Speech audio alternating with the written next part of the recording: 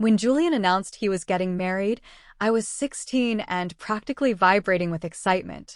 I'd always idolized my older brother, even when he barely noticed me. He was 10 years older. Already living in the adult world, I only dreamed of college, a cool apartment downtown, a fiancé with long auburn hair, and a Pinterest-worthy smile.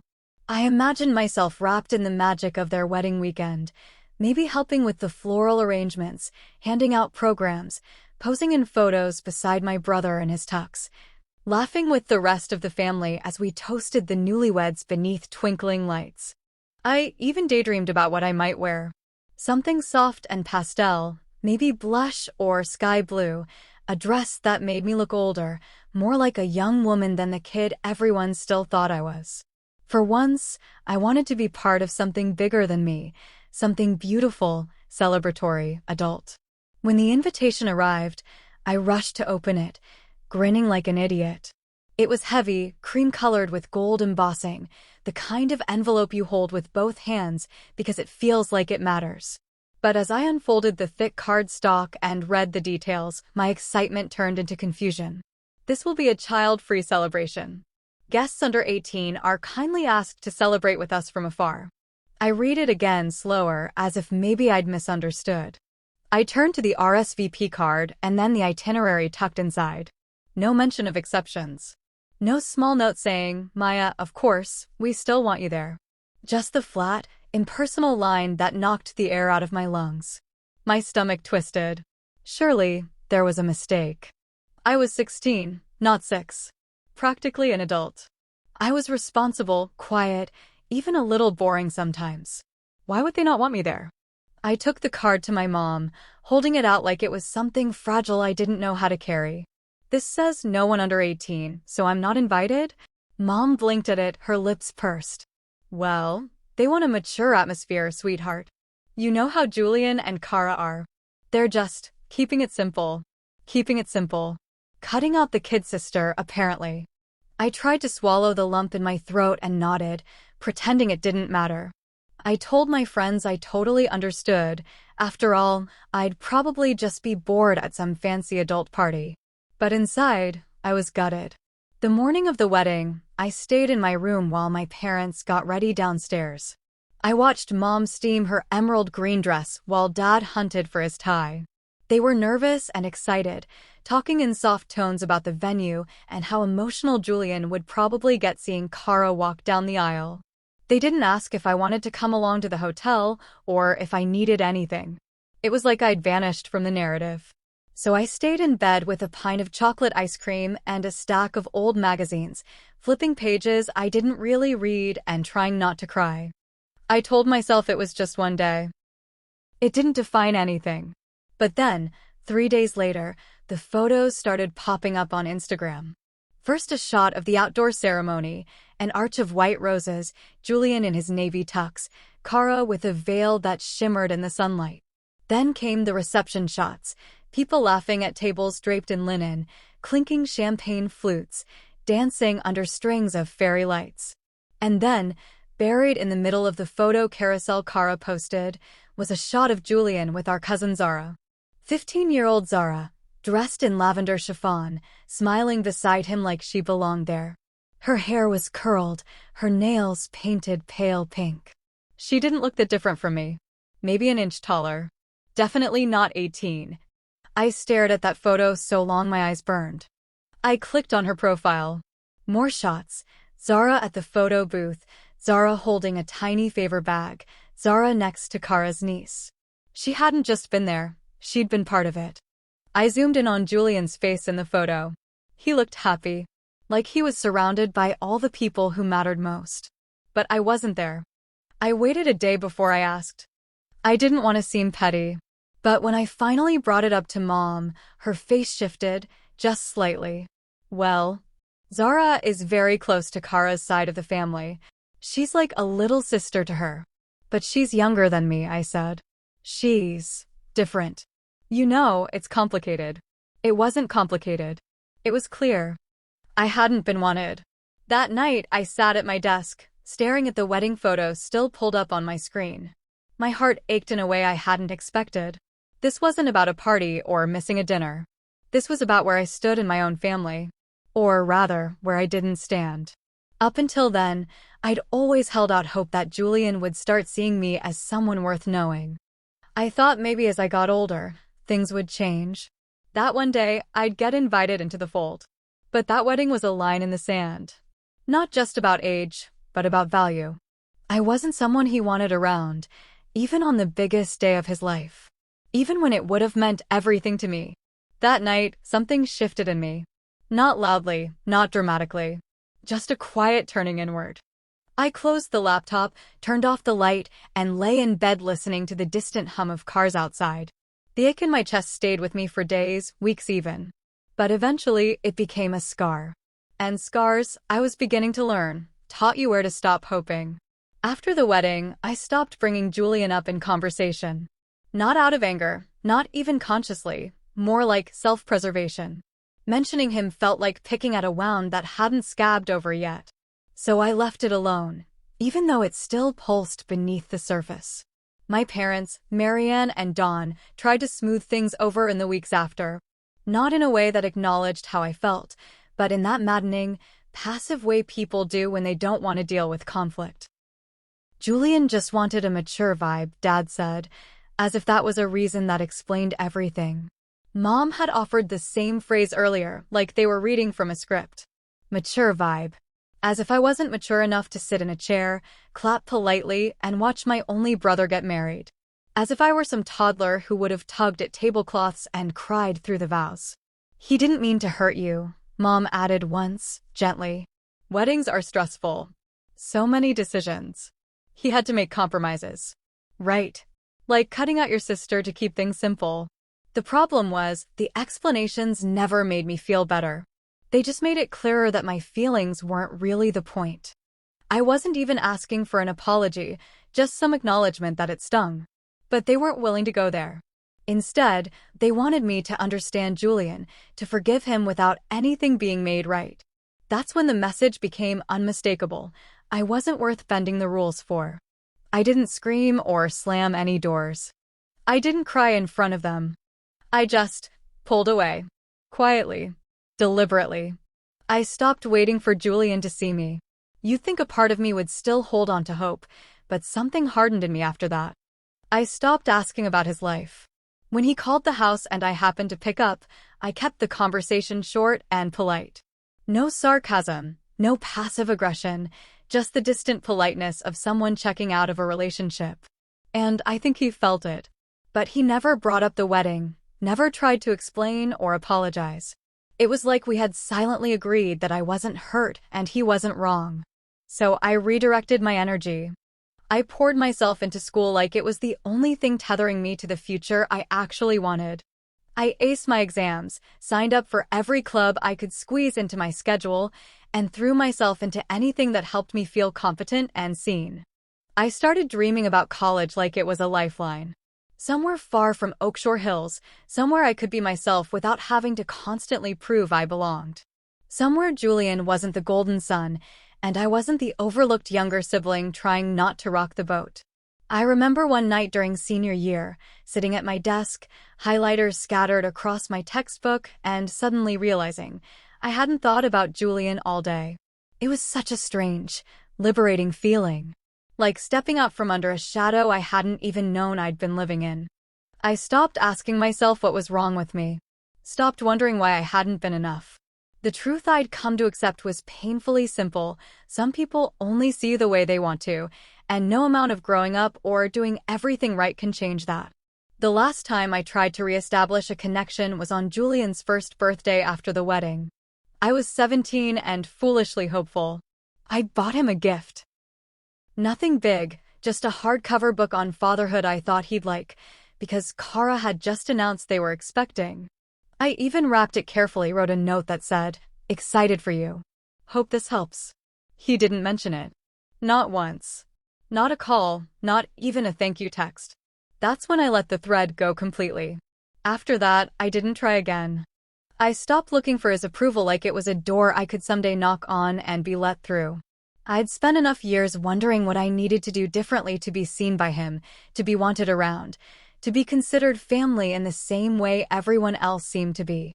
So I started building my own definition of worth. My friends became my anchor. The ones who came to my debate tournaments and brought snacks when I had late-night study sessions.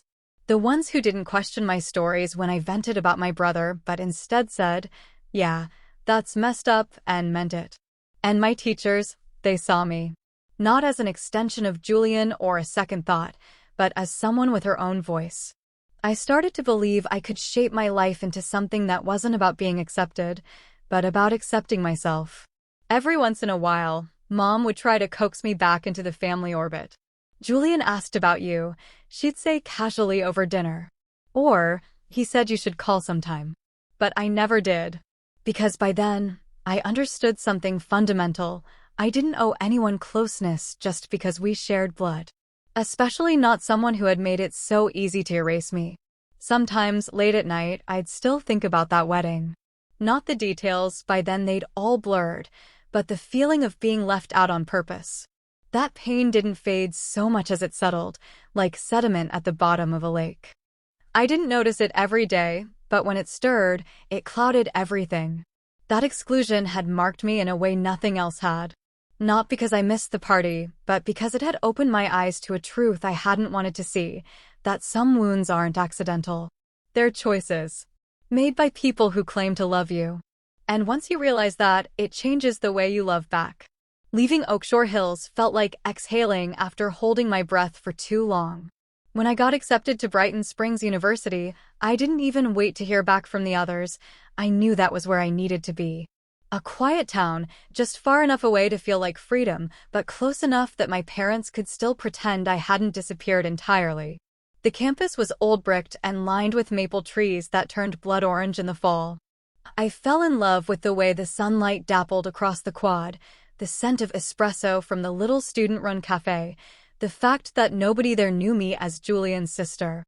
I was just Maya, a blank slate with a voice of her own.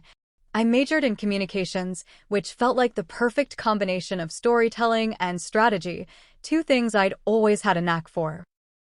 My professors noticed my precision and insight early on, and for the first time, I wasn't just the quiet girl who blended into the background. I led group projects. I spoke up in class.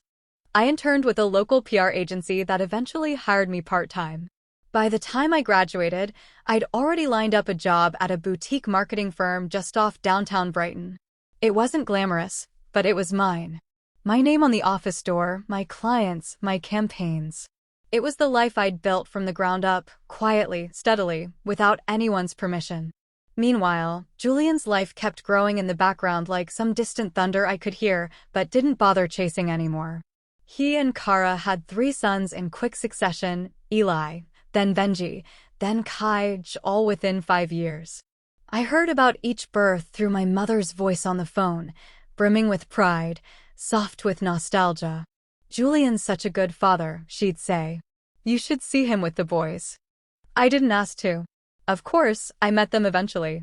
At holidays, birthdays, the occasional forced-together Sunday dinner where everyone played nice for the sake of tradition. I loved the boys more than I expected to. Eli with his 2 big glasses and obsession with dinosaurs. Benji, wild and sweet, always smearing jam on something. And Kai, the baby, serious-eyed and clingy, who always wanted to be held. They were beautiful chaos. But chaos nonetheless. Every family gathering slowly morphed into a whirlwind of noise. Grape juice stains on the cream rug, shrieks during prayers, toys flung across the living room like tiny missiles. Once, at Thanksgiving, Benji knocked over a crystal vase I knew had belonged to my grandmother. It shattered across the hardwood, sharp and final. Kara didn't even blink. "Oh, he's just curious," she said with a laugh, like broken heirlooms were inevitable. Julian, for his part, seemed to float above it all. He was always handling something, taking a call, heading to the store for diapers, changing a last-minute plan. But he was rarely hands-on. It was my parents, mostly, who ran damage control. Their house in Oakshore Hills, once so orderly and calm, became a war zone of toddler footprints and toy bins. I'd walk in and Mom would look up from a pile of laundry with a tired smile, hair frizzed from steam, her hands cracked from endless dishwashing. Dad shuffled more slowly now, complaining about his back, but still dropping everything to babysit whenever Julian called. It didn't take long for Julian to start treating the house like his own personal daycare. He'd drop the kids off in the morning with vague excuses, "We've got a doctor's appointment," or "Kara's feeling overwhelmed," and vanish for hours. Sometimes he didn't come back until dinner. At first, I helped. I'd show up after work, heat up leftovers, bounce Kai on my hip while Benji climbed me like a tree. I did it because I loved my parents and because, if I was honest, I still wanted them to see me as dependable. But over time, the weight of it got harder to carry. I'd walk into their house and see the fatigue etched deep into Mom's face, see the way Dad winced when he bent down to pick up a pacifier. And Julian?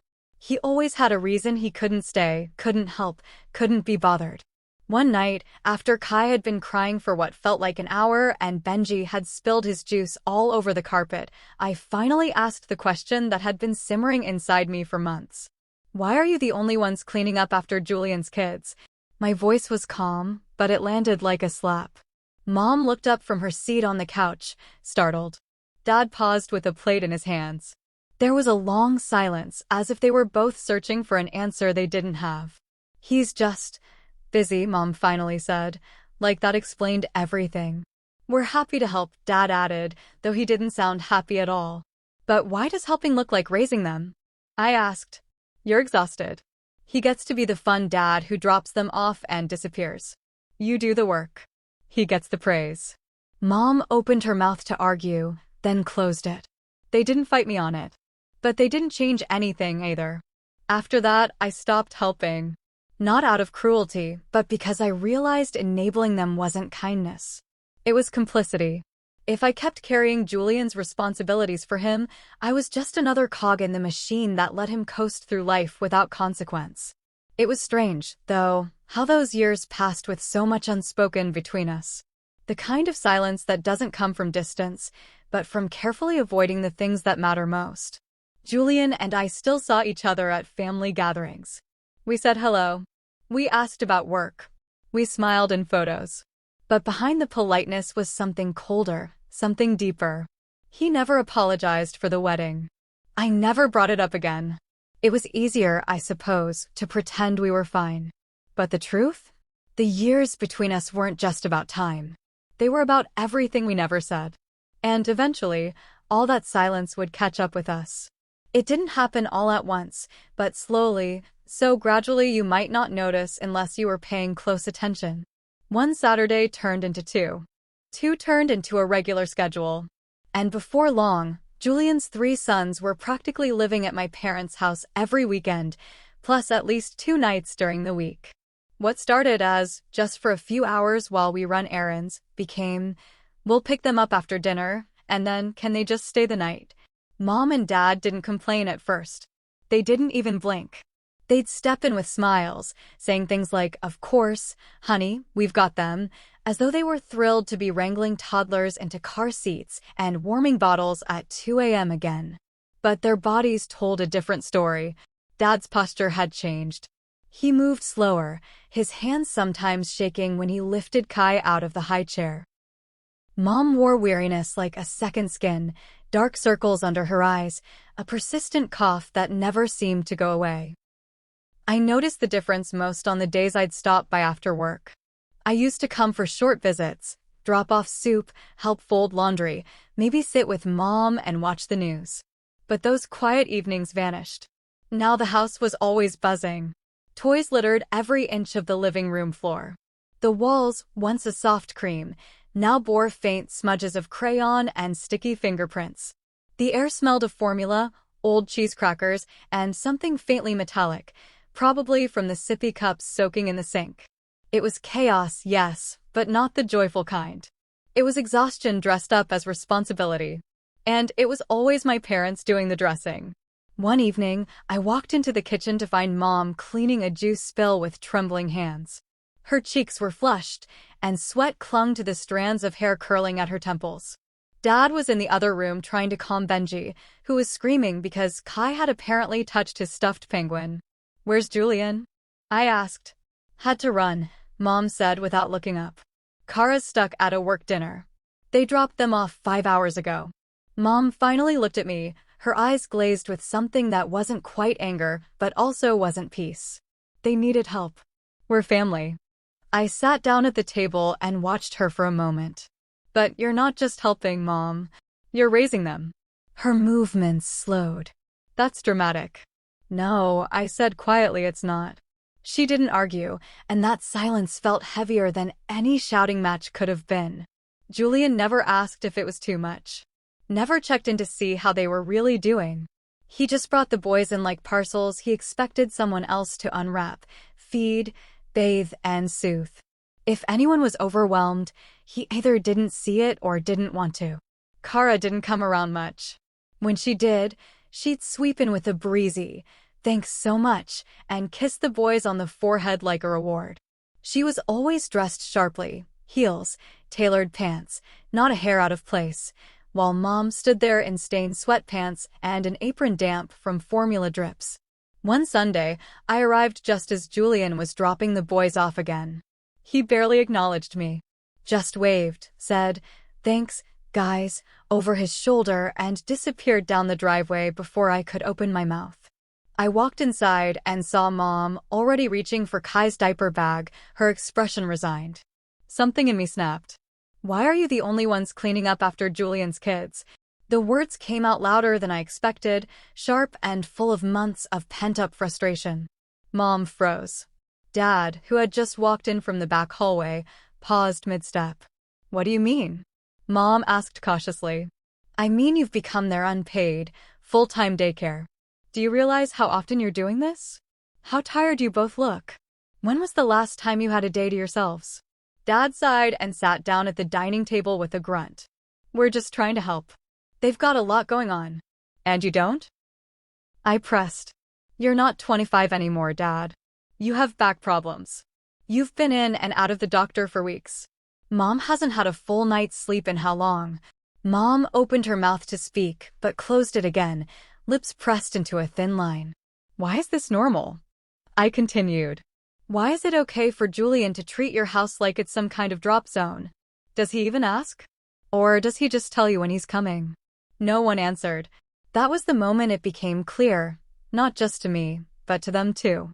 They had allowed this. They had said yes so many times it had become a given. Julian didn't have to consider their capacity because they never asked him to. He relied on their silence, and they offered it freely. But I wasn't going to. Later that evening, while Kara was collecting the boys and Julian was out in the car on his phone, I lingered in the doorway and caught her eye. "Next time you need help," I said, "maybe think about hiring a babysitter." Her eyes narrowed. "Excuse me? You're burning out my parents," I said evenly. "And you two act like it's a favor when it's really a burden." She blinked, stunned. "You don't know our situation." "I know enough," I said, then turned and walked away. I expected fallout. Some defensive phone call. Maybe even a passive-aggressive text from Julian. But nothing came. Just silence. And yet, I knew he'd heard about it. Mom didn't keep secrets well. What followed was a strange shift. Julian kept coming, but he stopped making eye contact. Kara barely said hello. And my parents? They tried to go back to normal, but they moved differently, slower, wearier, and for the first time, unsure. But I felt no guilt. Only clarity. Sometimes love means helping. And sometimes it means finally saying, "This isn't love anymore. This is taking advantage." The call came 2 days after I spoke to Kara. It was a Wednesday evening, just after sunset. I'd just kicked off my shoes and settled onto the couch with a reheated bowl of pasta, the kind I made in bulk on Sundays because weeknights didn't allow for creativity. I was halfway through an episode of some half-watched crime show when my phone lit up with Julian's name. For a second, I thought it might be a pocket dial. We hadn't had a real conversation in years, just the occasional pleasantry exchanged at family gatherings or dry one-liners in the group chat that Mom still desperately tried to keep alive. But the phone kept ringing. My stomach tightened. I paused the show, wiped my fingers on my sweatpants, and hesitated. I could let it go to voicemail. I should have. But something in me, curiosity, defiance, some stubborn impulse I hadn't outgrown, made me answer. Hello? His voice was cold from the start. Why are you meddling in how I raise my boys? No greeting. No pleasantries. Just fire from the first word. I stood up, the pasta forgotten. Excuse me? You don't get to dictate how we parent, he snapped. You had no right to speak to Kara like that. She was upset for hours. Oh, was she? I replied, walking to the kitchen to lean against the counter. And were you upset when she handed 3 kids to our 60-something parents without a second thought? You don't know what we're juggling, he said tightly. Our life is hectic. We're trying our best. And I think it's great you're trying, I said. But your best shouldn't come at the cost of Mom and Dad's health.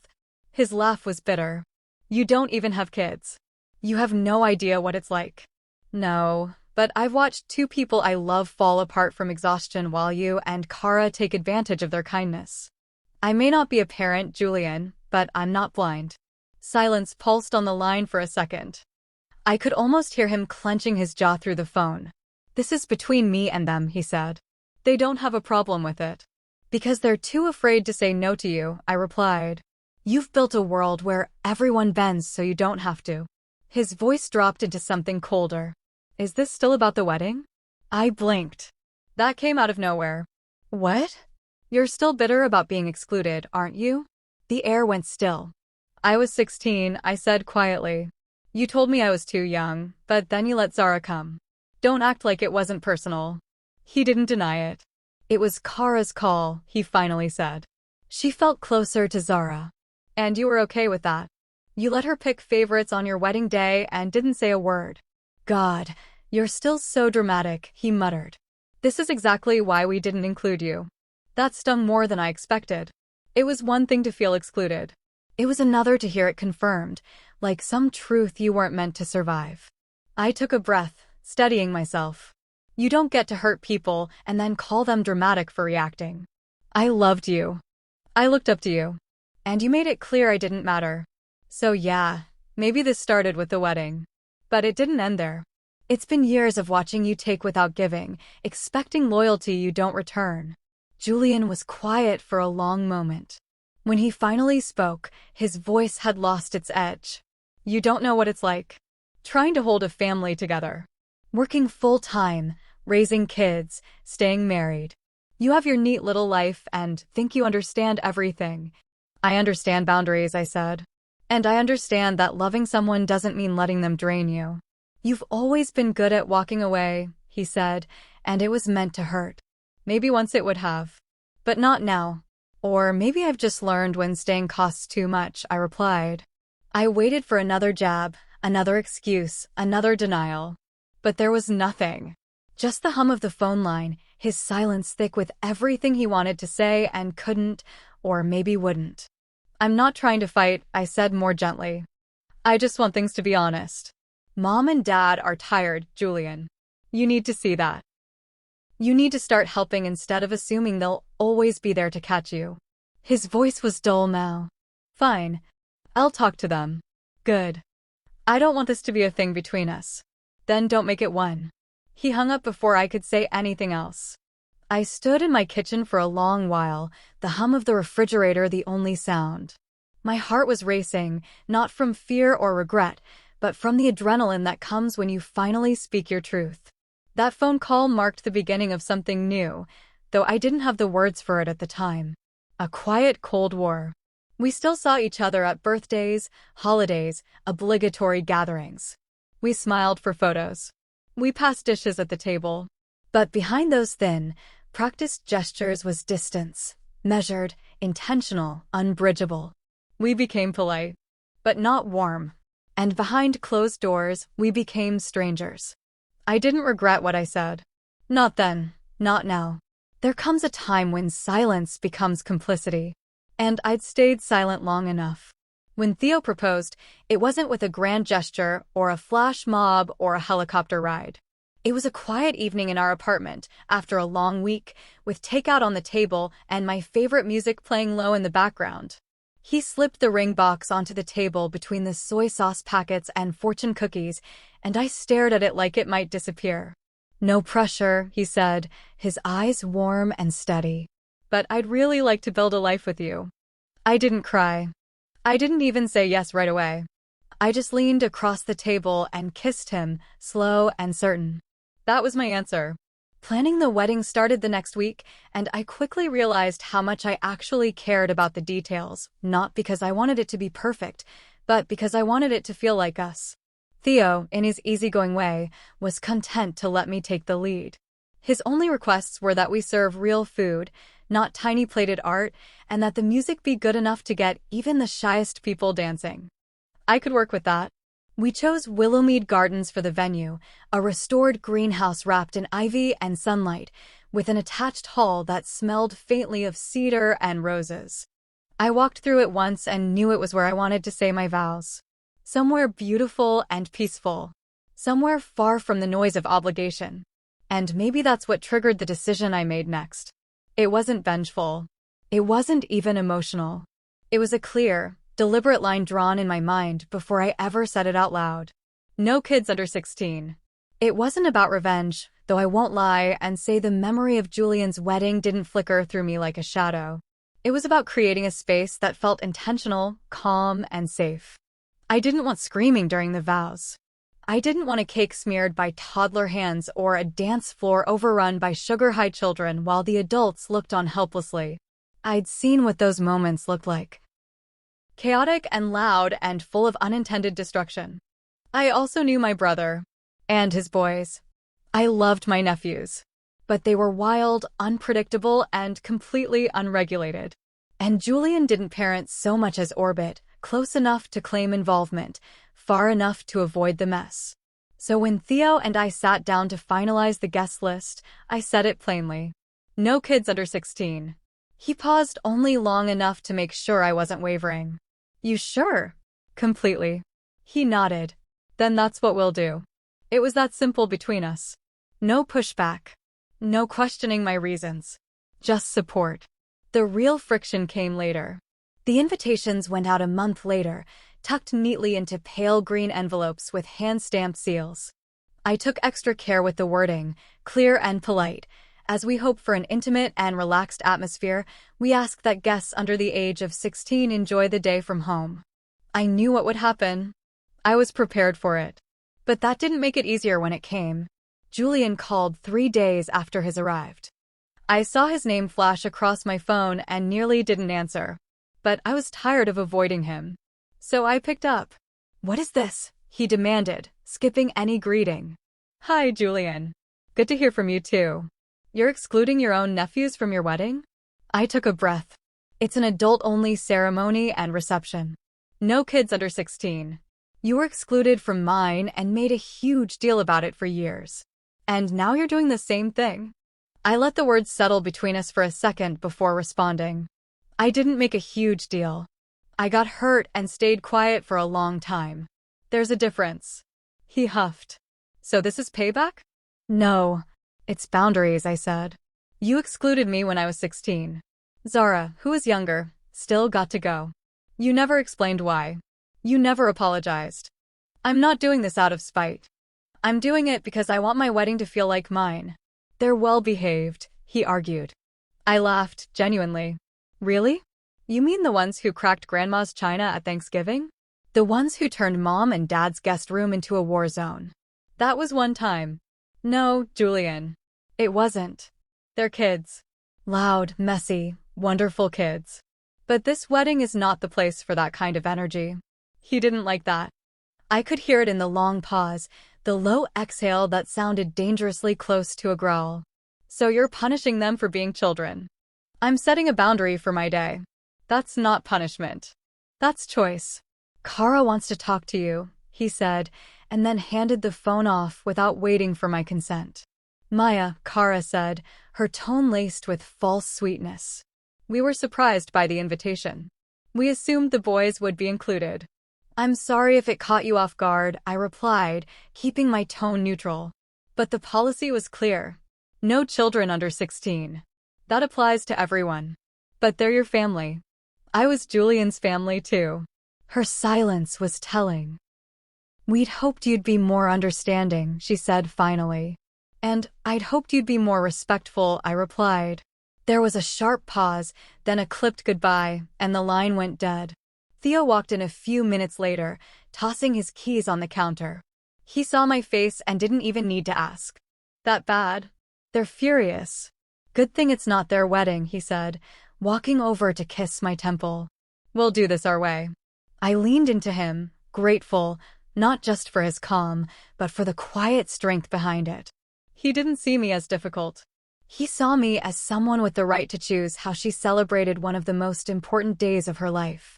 That night, I sat down with the final guest list and looked at the empty lines where the names of 3 little boys should have been. I felt a flicker of sadness, not regret, but the quiet ache of knowing that loving people doesn't always mean including them. But I also felt peace, because for once, I wasn't bending. I wasn't waiting to be chosen. I was choosing myself. And it felt damn good. The explosion came sooner than I expected.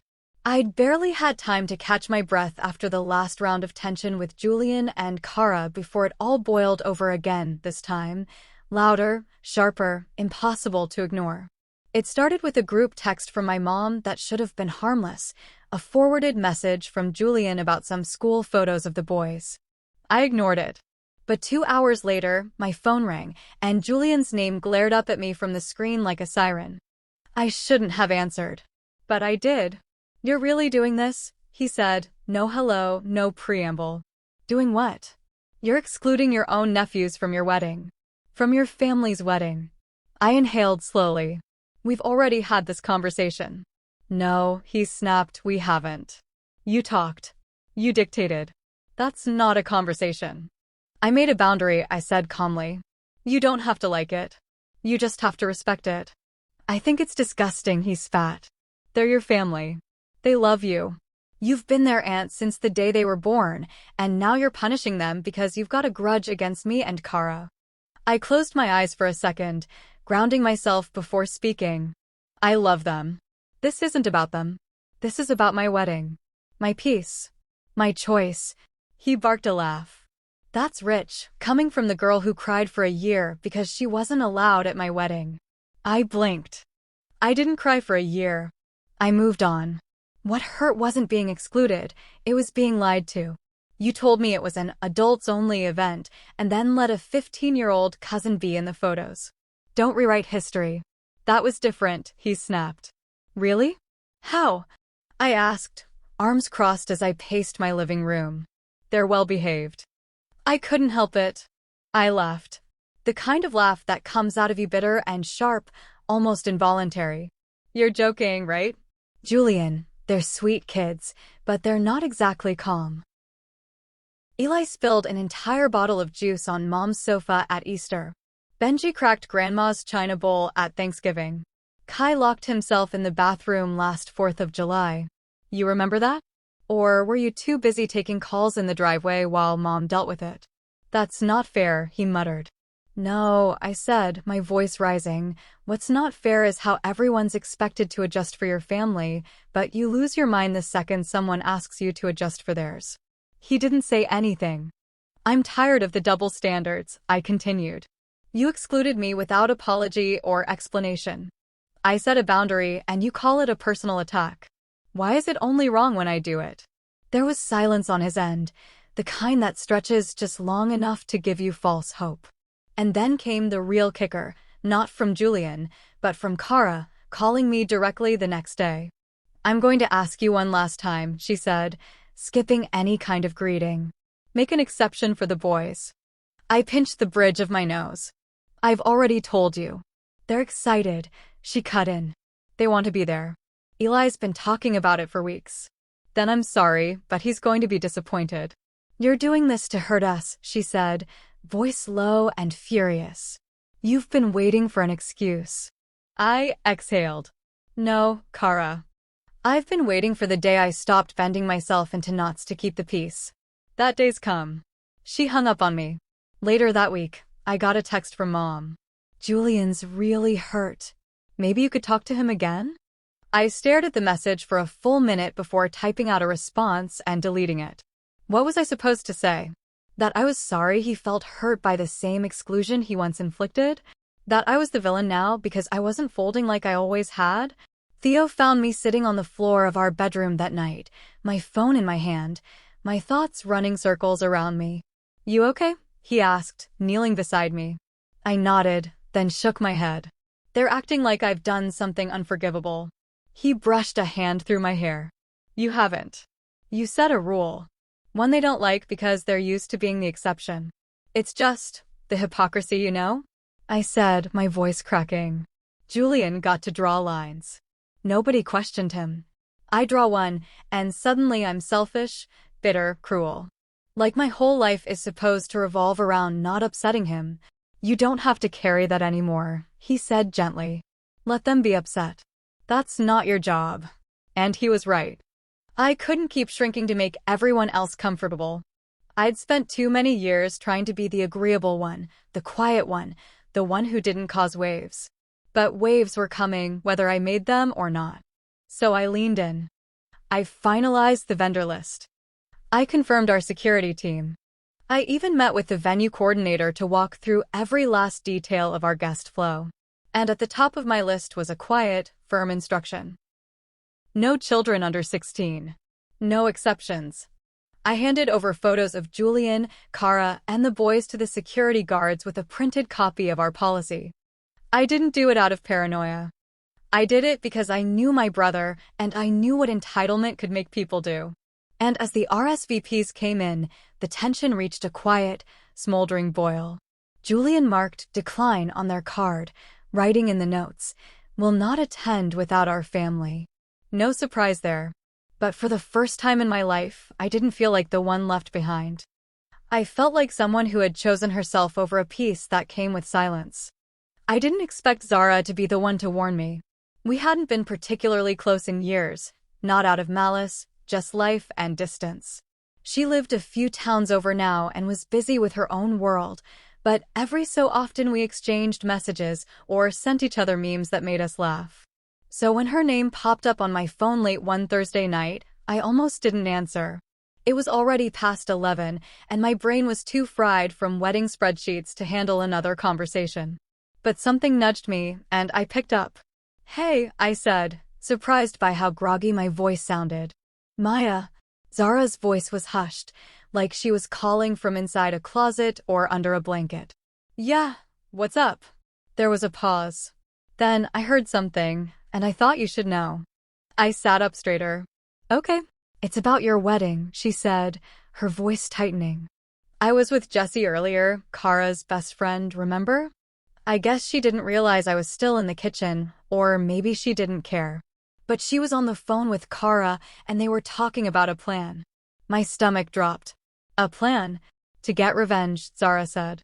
"Kara's furious that you're not allowing the boys. She thinks you're doing it to humiliate them. So, they're planning to show up anyway." I stood, the blood in my ears suddenly pounding. "What?" She said they'll dress the boys in suits and show up close to the ceremony time. "They're betting your security won't want to make a scene, and that once they're inside, it'll be too late to do anything." Jessie even laughed and said something about how Benji will take care of the cake and Eli might have an accident on your dress. I gripped the edge of the counter.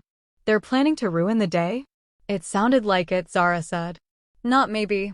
Like, they were joking, but not really." A surge of heat rose in my chest, rage mixed with disbelief, heavy and burning. "Thank you for telling me," I said. "Seriously. I don't even know what to say." "I wasn't sure if I should," Zara said. "But this crossed a line." "It's more than a line," I muttered. After we hung up, I paced the kitchen floor, heart racing. I shouldn't have been surprised, but I was. I knew Kara could be manipulative, and Julian had always preferred passive aggression over confrontation. But this? Planning to sabotage the most important day of my life just because they didn't get their way? That was something else entirely. Theo came out of the bedroom, rubbing his eyes. "Everything okay?" "No," I said, stopping in front of him. "Kara's planning to crash the wedding with the boys. On purpose." Zara overheard it. They're joking about Benji ruining the cake. About Eli spilling juice on my dress. He blinked. You're serious? Dead serious. He didn't yell. He didn't curse. Theo never did. But his face went still, the calm kind of fury that always made me feel safe because I knew it meant he was already thinking 3 steps ahead. We'll get security, he said. No drama. Just prevention. I nodded, throat tight. The next morning, I called the venue and scheduled an emergency meeting. I met with the security coordinator, a tall, no-nonsense woman named Candace who took one look at the photos I handed her and said, "Got it. They won't get past the gates."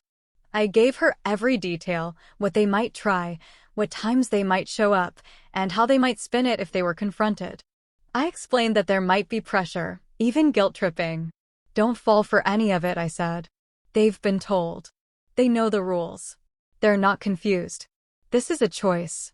Candace nodded, unwavering. We've seen everything. We're ready. I added 2 more guards to the staff roster that day. And then I took a deep breath, went home, and crossed sabotage contingency off my to-do list. I didn't tell my parents. I didn't want another lecture about being the bigger person or letting it go. Besides, they'd made their stance clear. Julian's feelings always took precedence. I wasn't interested in giving them another opportunity to brush this under the rug. In the days leading up to the wedding, I kept waiting for someone to say something. A hint from Julian. A text from Kara. Some passive-aggressive post on Facebook. But nothing came. Just silence. And maybe that was the worst part, that they were so convinced of their righteousness, they didn't even think they needed to hide what they were planning. The night before the wedding, Theo and I stayed in separate rooms at the inn by the venue, a little nod to tradition. My bridesmaids were buzzing with excitement, music playing low, champagne flutes clinking. I smiled and laughed and let them zip me into my robe, but underneath it all, my nerves thrummed like taut strings. Not because I was afraid to marry Theo. That part was easy. But because I didn't know what Julian was capable of anymore. The morning of the wedding dawned clear and golden, sunlight streaming through the tall windows of the bridal suite. I drank my coffee slowly, letting the quiet moments stretch as long as they could. Makeup, hair, dress, it all blurred by in a steady rhythm. Guests began to arrive. Music swelled outside in the garden. The coordinator gave me updates in soft tones, always smiling. And then, at 3:30 p.m., Candace knocked once on the door and stepped in with calm authority. They tried, she said simply. Arrived at the front gate with 3 minors, dressed like they were guests. We reminded them of the policy. They argued. We stood firm. Eventually, they left. I closed my eyes and exhaled slowly. Thank you, I said. She gave me a nod. Enjoy your day. And I did. I walked down the aisle toward Theo, surrounded by the people who respected us, who came in love and left their egos at the door. There were no screams. No juice stains. No chaos. Just music, sunlight, and a man I couldn't wait to build a life with. Julian wasn't there. Neither was Kara. Or the boys. But for once, I didn't feel their absence like a wound. I felt it like relief. The sun had barely begun to dip behind the treetops at Willowmead Gardens when I got the message. I was tucked away in the back hall with my bouquet still clutched tightly in my hand, cheeks flushed from the ceremony, when Candace approached me with a professional smile. Just wanted to confirm, she said in a low voice, at 3:30 p.m., a party arrived at the front gate with 3 minors. Names matched the list. We reminded them of your policy and instructions. They were denied entry and left without incident. I stared at her for a beat, not quite able to believe the moment had come and gone so cleanly. Thank you, I said, voice steady. That's exactly what I needed to hear. She nodded and disappeared down the hall again, as seamlessly as she had come. It was handled. Just like that. I turned toward the window, the weight of months of tension finally slipping off my shoulders like an old coat. Outside, Theo was chatting with his best man, their laughter mingling with the soft hum of music floating out from the garden. Our guests milled about beneath the golden sky, sipping champagne and plucking hors d'oeuvres from little white trays. Everything was serene. Beautiful. Ours. No screaming children. No flying sippy cups. No juice stains on silk or cake smeared across lace. I smiled and stepped out into the light. The rest of the evening unfolded like a dream. My first dance with Theo was soft and slow, our hands wrapped tightly around each other, the rest of the world vanishing beyond the edge of the dance floor. I caught my breath during the speeches, my best friend choking up as she talked about how long she'd waited to see me this happy. Even my dad gave a rare, genuine toast, raising his glass with tired eyes but a soft smile. But as dusk settled and fairy lights flickered to life, I felt a tap on my shoulder. My mother. She pulled me aside, away from the laughter, just far enough that her words could land in the quiet. "Julian's devastated," she said, her voice tinged with that peculiar mix of disappointment and accusation only she could deliver so effortlessly. "You could have handled it better." I turned to face her fully. "He tried to crash my wedding. He just wanted to be here with his family. He wanted to break the one boundary I asked everyone to respect."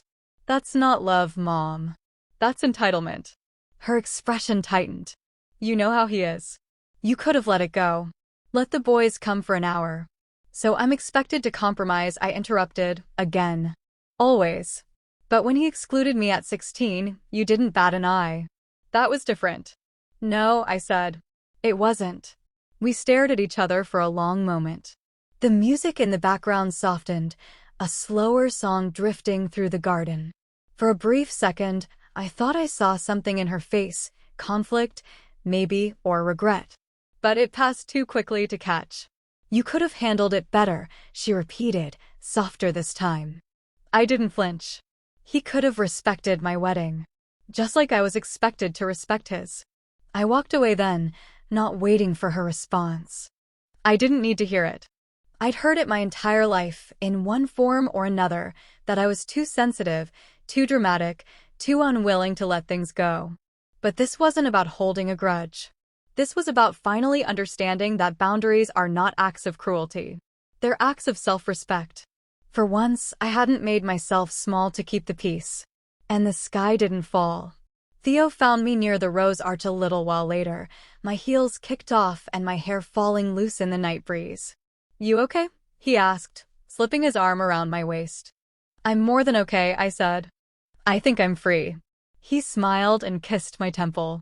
"Then let's dance like it." We did. We danced until our legs ached and our voices were hoarse from laughing. And when we left that night, my dress a little wrinkled, my bouquet missing a few petals, Theo's tie crooked, we left without the weight of what had been denied to us. We left with joy. The next morning, the silence came. No message from Julian. No call. No attempt to apologize or explain. I didn't expect one. I imagined he was still nursing the wound of not being able to bulldoze his way into another situation, shocked by the reality that for once, the world hadn't bent to make room for him. My parents called a few days later. They didn't ask how the honeymoon had been or how it felt to wake up next to my husband for the first time. They wanted to talk about what happened. I told them the truth. I told them what Zara heard. I told them Kara had planned sabotage. That Julian had gone along with it. Still with these stories, my dad sighed. "You always exaggerate." "I'm not making this up," I said. I didn't imagine them showing up with the boys and trying to force their way in. "Julian's been very hurt," Mom added gently, like that was supposed to matter more than everything else. "And I've been hurt for years," I replied. "You just never noticed." Neither of them had a response to that. We ended the call quietly. And that was 6 months ago. I haven't heard from Julian since. I haven't been invited to family dinners or asked to babysit or tagged in any group messages. And honestly, the absence feels like relief. Zara keeps me updated now and then. Julian still drops the boys off at my parents' house with little warning. Mom still cleans up after them. Dad still complains about his back. Nothing's changed there. But they don't talk about me anymore, and I don't ask about them. As for me and Theo, our home is peaceful. Not quiet, not always, but peaceful in the way that matters. There are no unspoken debts hanging between us. No tiptoeing around egos or swallowing discomfort just to be polite. We talk. We laugh. We take up space, fully, together. And someday, when we build our own family, it will be one where love isn't laced with guilt, and respect isn't something you have to beg for. A family where boundaries are seen as healthy, not personal insults. Where everyone gets a seat at the table because they're valued, not just tolerated. What goes around doesn't always come back the way people expect it to. Sometimes it circles in a different shape. Sometimes it comes back as peace. The honeymoon was a slow, sun-drenched week in the cliffs of Amalfi, where the air tasted like lemons and salt and freedom. Theo and I walked winding streets, hand in hand, ducking into bakeries for fresh sfogliatella, sipping wine on balconies that overlooked the sea. We didn't talk about what had happened at the wedding. Not at first. It was an unspoken agreement. Leave the mess behind. For once, let joy be uninterrupted. But the quiet didn't last forever. On the flight home, somewhere over the Atlantic, I scrolled through the dozens of messages I'd ignored. Voicemails from Mom, a few texts from extended family tiptoeing around the word drama. One voicemail from Dad stood out in its terseness. "Call us when you're back. We need to talk about your behavior." I didn't respond. Not yet. Back in our apartment, surrounded by half-unpacked luggage and leftover wedding cake in Tupperware, I finally made the call. Mom answered on the second ring. "Hello?" "We're back," I said, keeping my voice even. "How was it?" she asked, a little too brightly. "Beautiful," I said. "Peaceful." There was a pause. "That's good." I waited for her to say more. She didn't. So I cut to it. I wanted to talk about the wedding. About what happened. Or almost happened. She sighed. "Maya, I think we've exhausted this." "No," I said. "I don't think we've even started." I told her everything. What Zara overheard. What Jesse said. What Kara and Julian had planned. The intention behind it. The malice. The calculated decision to try and ruin the day because they didn't like my rules. "Still with these stories?" Dad said, suddenly on speakerphone. "You always exaggerate. You twist things." "I'm not twisting anything," I replied. "They were going to sabotage my wedding." "You don't know that for sure," Mom said gently. "Maybe they were just frustrated. They showed up at the gate with 3 kids after being told multiple times not to." "That's not frustration. That's defiance." A silence settled over the line, like a cold breeze slipping in through a cracked window. "Julian's been very hurt," Dad finally said. "He felt unwelcome. Cast out." "And I've been hurt for years," I replied. But no one ever asked me how I felt. Not when I was 16 and left out of his wedding. Not when I watched you two bend over backward to raise his children while he vanished. Not when I finally stood up for myself and you treated it like a personal betrayal. I paused, breathing through the ache in my chest. "I drew a boundary," I said. "That's it. I didn't insult anyone. I didn't throw a tantrum. I just said no kids. The way Julian said no under 18s when I was 16. Only difference? I enforced it. And because I did, I'm suddenly the problem." "I just wish you'd handled it more quietly," Mom murmured. "No," I said. "What you mean is you wish I hadn't handled it at all." There was nothing left to say after that. We ended the call with tight goodbyes, and I sat on the floor of our living room, letting the silence stretch around me. Theo came over, curled up beside me, and just held my hand. "I don't get them," he said softly. "I do," I replied. "They want the version of me who stays quiet. Who keeps the peace no matter the cost. But that version of me doesn't exist anymore." It's been 6 months since that conversation. Half a year of stillness between me and my parents. I haven't seen Julian, Kara, or the boys. No updates. No invitations. No effort. Zara, bless her, keeps in touch. She checks in every couple of weeks, always kind, always cautious. She told me Julian still drops the boys off at my parents' house like it's a given, never asks, never thanks. My parents keep saying yes, even as their energy dwindles and their patience thins. It's like watching a pattern etched in stone, over and over, no one willing to break it. Sometimes I wonder if they ever sit with what happened. If Julian ever thinks about what it meant, that he tried to ruin the one day I was allowed to center myself. That he didn't see me as a sister, but as someone to punish. I wonder if it keeps them up at night, Or if they've convinced themselves it was just a misunderstanding, just miscommunication. Easier to label me difficult than face the truth of their own choices. But I don't linger on it like I used to. Because the truth is, I'm not waiting anymore. Not for apologies. Not for recognition. Not for anyone to say I was right. I live in a home full of peace. It's not loud, but it's full. Full of warmth, of laughter, of music drifting from Theo's playlists while we cook dinner together. Full of books stacked on side tables and mugs that never match and slow Sunday mornings under the blanket. We're building something honest, something steady. And someday, when we decide to have children, they'll grow up in a house that honors boundaries. Where love isn't a currency earned through silence. Where no one is expected to disappear in order to keep someone else comfortable. I used to think love meant always saying yes. Always forgiving. Always understanding, even when it broke you. But I don't believe that anymore. Love is choosing honesty, even when it hurts. It's standing up when it's easier to lie down. It's saying no. That's not okay and meaning it. That's the legacy I want to leave. Not silence. Not bitterness. But clarity. Strength.